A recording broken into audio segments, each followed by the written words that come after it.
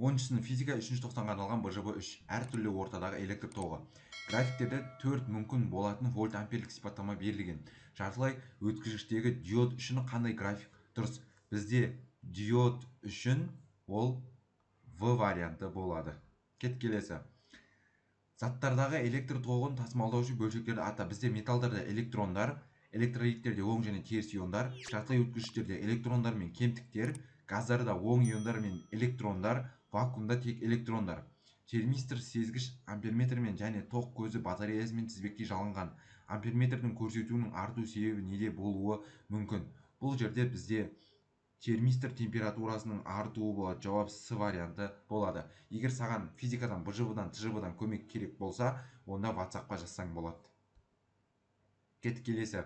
Суретте 6 вольт батареяға тізбектей жалғанған 1,2 килоом резистор мен термистр көрсетілген. Белгілі бір температурада термистрдің кедергісі 2,4 килоом болады. Вольтметрдің көрсетуін есептеңіз дейді.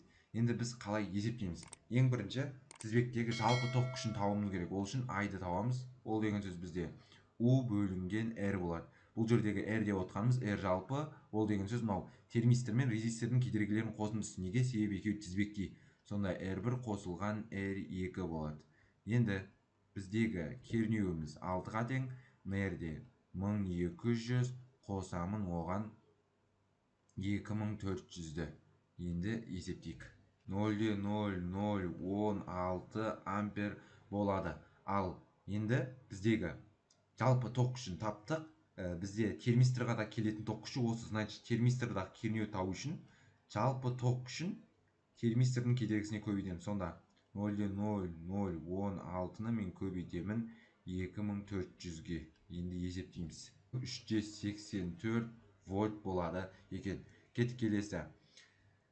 Суреттегі тізбекке қосылған батарея өзгермейді. Тізбектегі вольтметрдің көрсеткішінің төмендеуіне әкелетін өзгерісті анықтаңыз. Бұл жерде термистр резисторға тізбекке жалғанғандықтан. Келесі. Қандай заттар асқын өткізгіштерге жатады дейді. Бізде асқын өткізгіштерге жататындар кабельдер мен мыс сымдар. Ал енді келесі. Асқын өткізгіштердің металл өткізгіштерінің бір артықшылығы атаңыз. Электр өрісінің әрекетінен металдардағы электрондардың қозғалыс жылдамдығы онша үлкен емес. Асқын өткізгіштік күйінде тұйықталған өткізгіштік тоқ күші кедергінің болмауы салдарынан шексіз ұзақ уақыт бойы сақтайды. Осындай артықшылықтар бар.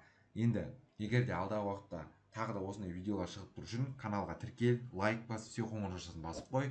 БЖБ талдауды достарыңа тарат, және де БЖБ мен ТЖБ-дан көмек керек болса WhatsApp-қа жаз.